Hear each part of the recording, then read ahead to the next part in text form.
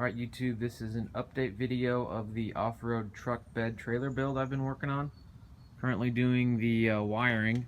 So I got a junction box for a 7-pin trailer wiring harness, knowing that I potentially want to do more potential auxiliary battery, like to have a way to charge it. Wouldn't mind having reverse lights, and then also it's got the option to run an electric brake. So I went ahead and wired in my 4-wire connectors to a standard 4-prong flat. If I ever want to run marker lights, or if I want to continue to add auxiliary things, I've basically got the wiring in place. It's labeled with the blue painter's tape and just tucked up out of the way.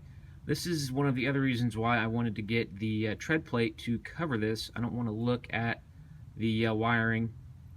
You can see here it's got the factory loom, and then over here I routed it up through one of these holes and its own wire loom running over to my flat 4 connector.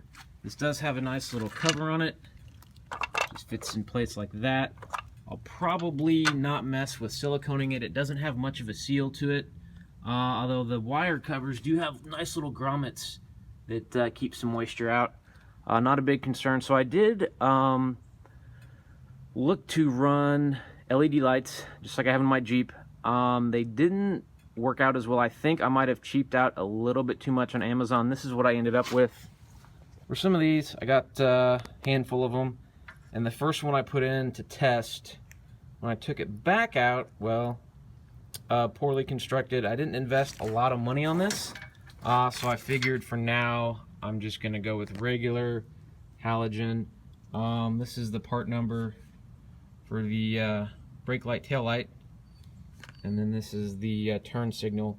The only real difference is these are the old ones I took out. The brake light, as you can see, has a dual filament for the tail light when you stop, and the running light, and then here's just the standard single filament tail light.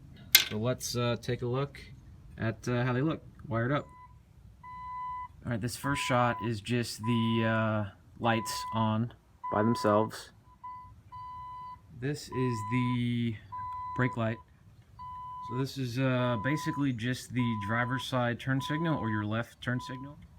This is the passenger side, right side turn signal. Alright, so it's been a while since I've worked on the rear bumper. It's virtually done. I just need to cut some plate to cover each end, which I'm getting ready to do. We'll get it mounted up. It's a close-up of what I'm doing. Here's the bumper end. Here's the pieces I made. There's one of them. I had to bend the end in to match where I had to grind it off to get some fitment with the bolt. So I'm thinking I should just be able to use my little magnetic holder and get it to stay in place, tack it in, and then weld on it. That way it doesn't stick out any further, since I already had clearance issues. So I'm going to do that on both sides. Alright, got each side welded up. Turned out pretty good. Alright, here's the plates welded on, grinded smooth, and I'm getting ready to paint the whole thing with the same rubberized truck bed coating as the rest of it. So while I'm letting my bumper dry, it's hanging out over there, I'm looking at this piece of sheet metal. It's actually a super thin part of a metal cabinet that I cut up and just used the back piece because it was free. And I'm debating on actually putting in a couple small pieces of 1x1 tubing right here, so that'll raise this whole basket up an inch. The reason why I'm thinking of that is if I want to get a strap hook, or the hooks are like ratchet straps, I'm not going to be able to get it underneath because it's sitting flush. And you obviously, well, you know, just put it up here. But if it's short, or for whatever reason I want to ratchet something, you know, say from here to there, I'm not going to be able to do that because I won't be able to get a hook underneath it. So that's kind of an afterthought.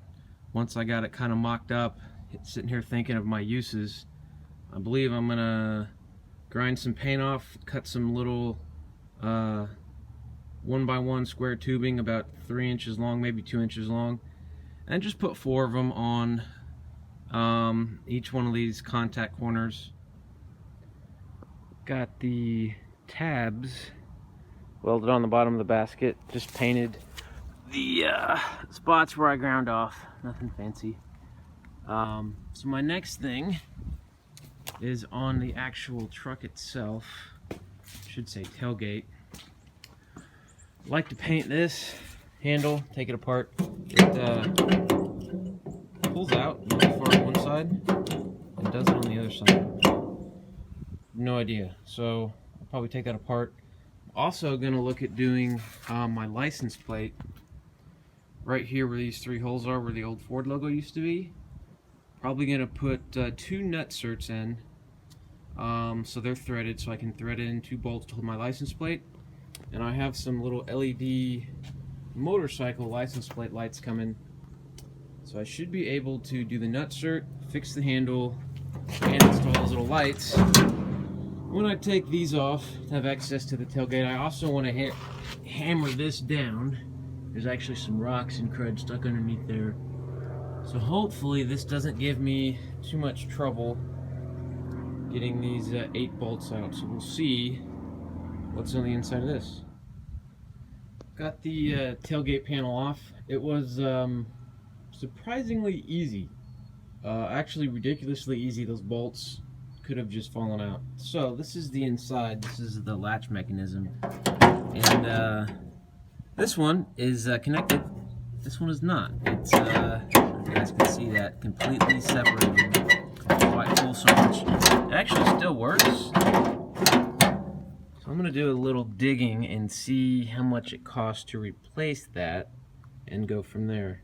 So I should have pretty easy access within reason to do the wiring for those 2 little LED license plate lights.